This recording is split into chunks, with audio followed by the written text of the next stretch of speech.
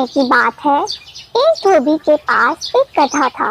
बेचारे गधे को बहुत काम करना पड़ता था। हर सुबह धोबी हर घर से गंदे कपड़े इकट्ठे करता और गंदे कपड़ों का भार गधे की कमर पर रख देता। गधा हमेशा उस भार के साथ लड़खड़ाते हुए धोबी के घर वापस आता और शाम को फिर उसे धुले हुए कपड़ों को लेकर गांव वापस जाना पड़ता। बेचारे गधे को कोई नहीं पूछता था, ना ही उसे भरपेट खाना मिलता। कभी कभी तो उसे भूखे पेट ही सोना पड़ता था। एक रात उसे बहुत भूख लगी।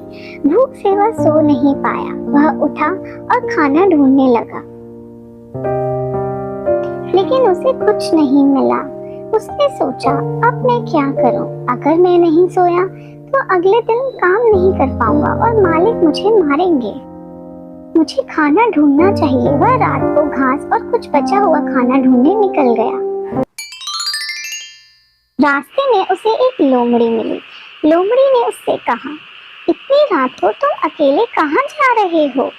गधे ने कहा, मैं खाना ढूंढने जा रहा हूँ। लोमड़ी ने कहा, मैं तुम्हें खीरे के खेत में ले चलती हूँ। तुम्हें वहाँ भरपेट खाना मिलेगा। लोमड़ी और गधा खेतों में चले गए। गधे ने खेतों में सुबह होने तक खूब खीरे खाए। उसके बाद वह वापस घर आया और अपने काम पर लग गया।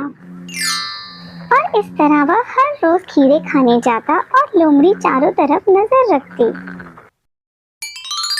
एक रात गधा बहुत खुश हुआ कि उसे लोमड़ी जैसा दोस्त और बहुत सारा खाना मिला। गधे ने लोमड़ी से कहा, मैं आज बहुत खुश हूँ और गाना गाकर तुम्हारा धन्यवाद करना चाहता हूँ। लोमड़ी ने कहा, नहीं नहीं, तुम ऐसा मत करना। तुम्हारी आवाज सुनकर गांव वाले उठ जाएंगे और तुम्हें मारेंगे। गधे को बहुत बुरा लगा। उसने कहा, तुम्हें गाना पसंद नहीं है? मैं तुम्हारे लिए गाना जरूर गाऊंगा।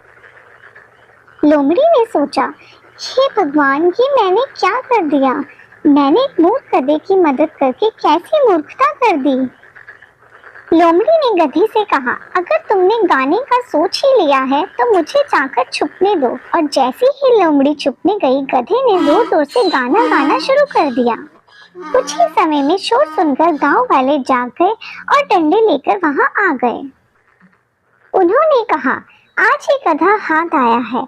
इसने हमारी सारी फसल खराब कर दी। उन्होंने गधे को बहुत मारा और रस्सी से बांध दिया। गांव वालों के जाने के बाद लोमड़ी धीरे से गधे के पास आई और बोली, अगर तुमने मेरी बात सुनी होती तो तुम आज यहाँ नहीं बंधे होते। गधे ने कहा, तुम ठीक कह रही हो, मुझे तुम्हारी बात सुननी चाहिए थी।